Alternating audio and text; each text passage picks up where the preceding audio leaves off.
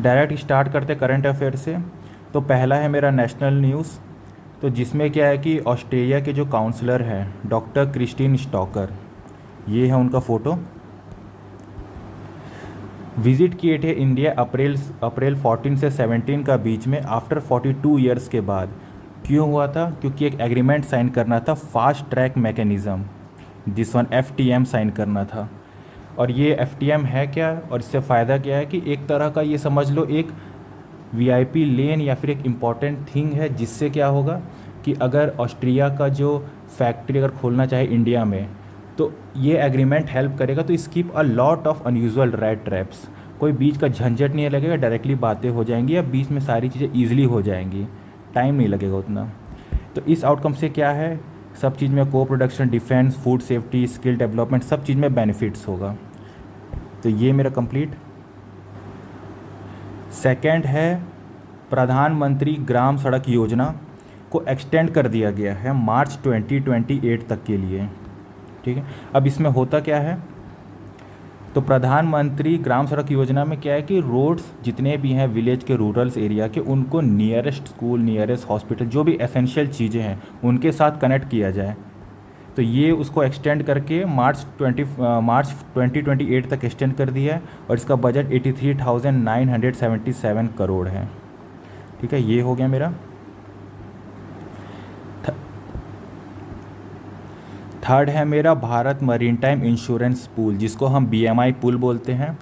जैसे कि हम लोग लेते हैं कभी लाइफ इंश्योरेंस या कार इंश्योरेंस कि अगर कुछ इंसिडेंट हो गया हमारे साथ तो जितने पैसे मिलेंगे, जो भी चीज़ होंगे, उसी तरह अगर हम मरीन में हैं, लाइक कोई शिप है या कार्गो शिप है या जो भी शिप है हमारा, वो एक पॉइंट से दूसरे पॉइंट जा रहा है और कुछ हो गया, इंसिडेंट कुछ बीच में हो गया, लाइक कि कुछ ऐसा अनसर्टेन थिंग्स हो गया जिससे कि वो डूब गया या कुछ हो गया, तो जो इंश्योरेंस मिलेगा उसी को ही वो पहले इंडिया क्या करता था, दूसरे से लेता था। बट अब क्या है, वो खुद का ही भारत मैरीटाइम इंश्योरेंस पूल खोला है। तो इसके लिए क्या होगा, जितने भी प्रोसेस, जितने भी थिंग्स है वो ईजिली हो जाएगा। ये इंडिया का खुद का है, जिसके लिए बजट था मेरा 12,980 करोड़।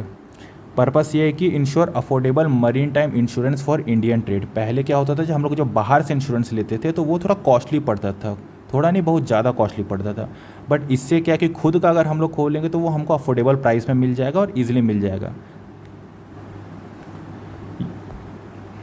तो भारत ने खुद का ये खोला है भारत मरीनटाइम इंश्योरेंस पूल, इसको BMI पूल भी बोलते हैं शॉर्ट फॉर्म में। फोर्थ है ministry of electronics and information technology ने एक कमेटी बनाई है जिसका नाम है TPEC, technology and policy expert committee, जिसको हम डायरेक्टली अगर लेम लैंग्वेज में कहें तो एक प्रकार का वाइस काउंसिल है जो गवर्नमेंट को बताएगा how to use AI for good while preserving it from doing harm. मतलब कि उसे एज अ पॉजिटिव वे में हम लोग यूज़ करना है AI को, नेगेटिव में नहीं। नेगेटिव मतलब किस सेंस में, जैसे बहुत बार क्या होता है कि कभी ये आ गया, आपका इलेक्शन आ गया, कुछ आ गया, तो डीप फेक की वजह से नेगेटिव बातें बहुत फैलाई जाती है कि इसने ऐसा बोला, इसने कैसा बोला। तो उसी को ही प्रिजर्व या फिर रोकने के लिए बहुत सारी चीज़ें जो नेगेटिव है, उसी के लिए कमेटी है technology and policy expert committee, जो ये चीज़ों को रोकेगी। इसके जो सेक्रेटरी हैं वो हैं S कृष्णन, ये है उनका फ़ोटो, देख लो, ये है S कृष्णन। फिफ्थ है मेरा विश्वसूत्र। इसमें होता क्या है विश्वसूत्र में, ये देखो इसमें क्या होता है। विश्वसूत्र में होता है कि अलग अलग स्टेट के अलग अलग अपने अपने कपड़े हैं, अपने अपने अलग अलग टेक्निक्स हैं। लाइक उड़ीसा का ये है, तमिलनाडु का ये है, मणिपुर का ये है, बंगाल का ये है। तो इन चीज़ों को इंटरनेशनल वे में बाहर में दिखाना, सिर्फ वहाँ तक सीमित ना रह के बाहर वर्ल्ड में दिखाना, उसी के लिए ये बना हुआ है कि अपने अपने स्टेट का, अपने अपने चीज़ का बाहर में लोगों को दिखाना कि कैसा कर सकते हैं, क्या क्या उसके बेनिफिट्स हैं, और अगर उसको मॉडर्न के साथ मिक्स कर दें तो कितना बेनिफिट और फैशनेबल हो सकता है। तो उसी सेंस के लिए Vishwasutra weaves of India for the world की, सिंपली अगर लेम लैंग्वेज में इसको बोलूँ मैं, कि taking local art and making it global by mixing Indian design with style from other countries. Local design लो, उसको ग्लोबली ले जाओ, और उसको मिक्स करो डिज़ाइन के साथ, फैशन के साथ, और सबको बताओ कि हाँ ये रीज़नेबल है, इसे भी आप कर सकते हैं, फैशन की तरह पहन सकते हैं। तो इसी का ही नाम है विश्वसूत्र। नेक्स्ट देखते हैं, 6 देखते हैं। तो जो हमारा कोल होता है, तो जब कोल से एनर्जी प्रोड्यूस होता है तो उसमें मेरा हार्मफुल गैसेस भी रिलीज़ होता है। तो उसी का ही मेरे पास अल्टरनेटिव है न्यूक्लियर पावर प्लांट, जो कि यूज़ कर रहे हैं सब। तो इसी को ही इंडिया टारगेट ले रहा है कि 2047 तक हम लोग 100 गीगावाट तक का एनर्जी जो है न्यूक्लियर पावर से लेंगे।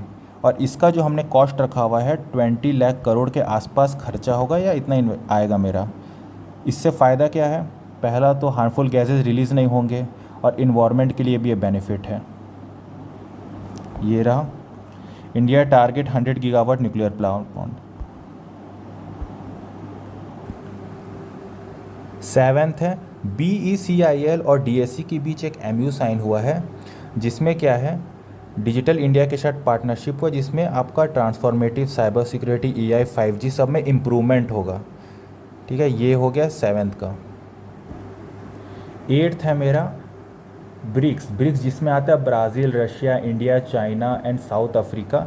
ये दिल्ली में बैठा गया था, जिस पे चर्चा चला था किस मामले में, कि वर्ल्ड वाइड में क्या तुम्हारा किस चीज़ का डैमेज कर रहा है, लाइक वर्ल्ड प्रॉब्लम, जैसे कि क्या हो गया, फूड शॉर्टेज, टेक्नोलॉजी गैप, उसी के बारे में चर्चा करने के लिए ये बैठक बुलवाया गया था। नेशनल न्यूज़ यहाँ ख़त्म होता है। अब आते हैं इंटरनेशनल न्यूज़ में कि क्या क्या इंटरनेशनल में चला है। तो सिंगापुर हमारा बन चुका है टॉप FDI, इंडिया का top FDI foreign direct investment financial year 2026 का, जिसमें हुआ है टोटल 17.6 बिलियन USD। तो एक ग्राफ है, ये वाला शो कर देता हूँ मैं। सिंगापुर मेरा सबसे हाईएस्ट है इन्वेस्टमेंट करने वाला इंडिया में, फिर उसके बाद 16% में आता है मेरा USA, सेकंड में USA है, फर्स्ट में मेरा सिंगापुर है। तो कभी कभी फर्स्ट तो पूछता है ये, कभी कभी सेकंड भी पूछ देता है। तो सेकंड मेरा USA, फर्स्ट मेरा है सिंगापुर। ठीक है, नेक्स्ट देखते हैं। अब आते हैं इकोनॉमी एंड बिजनेस में। तो SBI का रिसर्च रिपोर्ट के हिसाब से इंडिया का जो ग्रॉस डोमेस्टिक प्रोडक्ट है वो 6.8% से 7.1% रहेगा फाइनेंशियल ईयर 27 में। तो इससे फ़ायदा क्या होगा? तो ये डायरेक्टली यूजुअली क्या करेगा, लीड करेगा मोर जॉब्स में, बेटर सैलरीज़ में, एंड अफोर्ड कर सकेंगे हम न्यू होम्स, कार्स, मतलब हर मामले में पॉजिटिव रहेगा। तो ये SBI रिसर्च रिपोर्ट का गिवन डेटा है। नेक्स्ट है मेरा अवार्ड एंड रिकॉग्नाइजेशंस।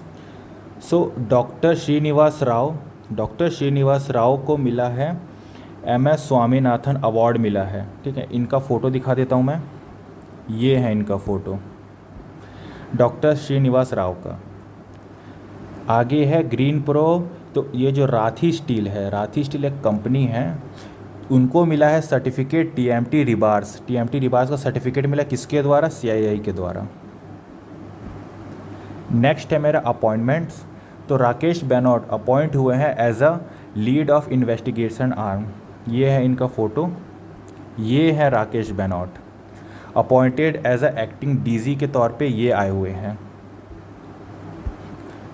स्पोर्ट्स में मेरा है कि 3 ईयर इनिशिएटिव्स हुआ है PCI IF to promote inclusive education through para sports, मतलब फ्रांस और इंडिया के बीच हमारा पार्टनरशिप हुआ है, जिसमें डिसेबिलिटीज़ मेरे जितने भी किड्स होंगे तो उनको स्पोर्ट्स के थ्रू हम इम्प्रूव करेंगे।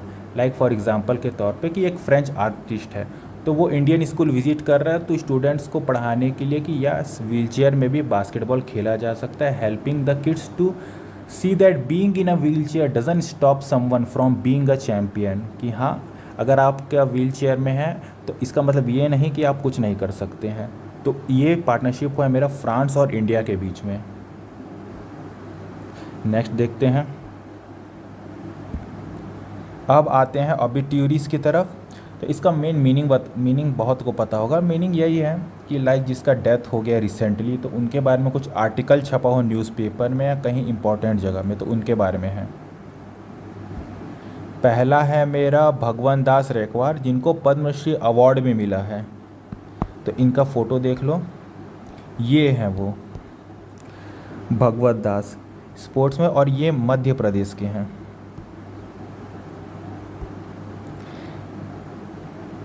सेकंड है मेरा बलबीर पुंज, जो कि वेतरन जर्नलिस्ट भी हैं और फॉर्मर राज्यसभा एमपी भी हैं। ये है उनका फ़ोटो, जो कि एक बीजेपी लीडर भी हैं, फॉर्मर राज्यसभा एमपी भी हैं। ये पास आउट हो गए। लास्ट है मेरे इंपॉर्टेंट डेज। तो वर्ल्ड हेमोफीलिया डे होता है अप्रैल 17 को। थीम है diagnosis, first step to care.